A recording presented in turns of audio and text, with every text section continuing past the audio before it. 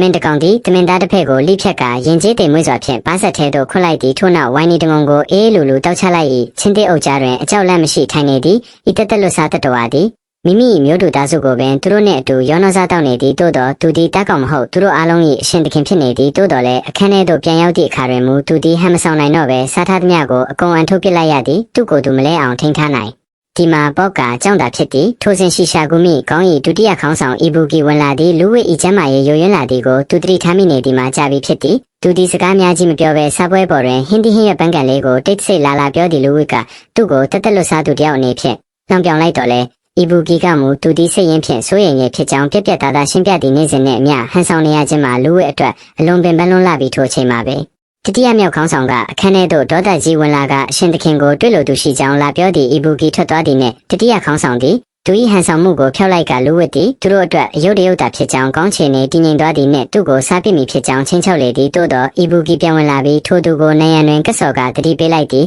လူဝိဟာငါတို့ရဲ့အရှင်သခင်ပဲသူ့ကိုထိတဲ့ကောင်ဘယ်သူမှအသက်ရှင်မှာမဟုတ်ဘူးဟုရာဇသံပေးလိုက်သည့်အရာအလုံးသည်လူဝိ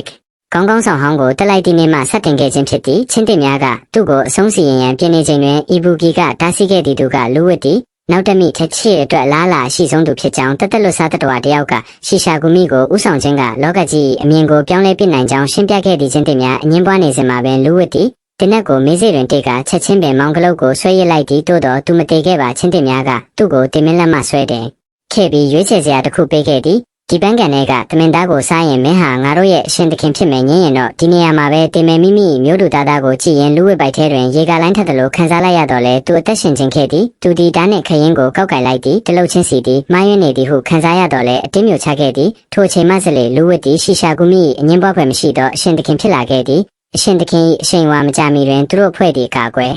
ပေးကသွားတောင်းကြသည့်လက်တကောင်ကသူ့နောက်တွင်အင်အားကြီးသူများရှိသည်ဟုယုံကြည်ကပေးရန်ညှင်းဆန်နေသည်သူသည်ချင်းတင်များကိုပင်အထင်သေးနေသည့်ပုံစံကိုဖုံးကွယ်မထားပေထိုစဉ်လူဝိပေါ်လာသည်သူသည်တက်တက်လွတ်စားတတော်တကောင်ဖြစ်တော်လဲသူ၏ထွက်ပေါ်လာသောအရှိန်ဝါမှာအခန်းထဲရှိအသားစားတတော်အားလုံးထက်ပို၍ပြင်းထန်လွန်းလာသည့်လက်သည်ချွေးပြန်လာသည်လူဝိကတို့တုတ်တုတ်ပင်ပြောလိုက်သည်မင်းအသက်ရှင်ခြင်းရင်ပူပေါင်းဆောင်ရွက်ပါမင်းနောက်ွယ်ကလူတွေလဲကြာကြာရှိမှာမဟုတ်ဘူးလက်သည်ဘာမှမပြဩနိုင်တော့ပဲအညံ့ခံလိုက်ရသည့်အပြန်ကားပေါ်တွင်လူဝိသည်ရှေ့ကန်းတွင်ထိုင်နေသောတတိယခေါင်းဆောင်ကိုကြည့်ကမေးခွန်းတစ်ခုမေးလိုက်သည့်အခုရောငါကမင်းအတွက်စားစရာတစ်ခုလိုပဲမြင်နေရသေးလား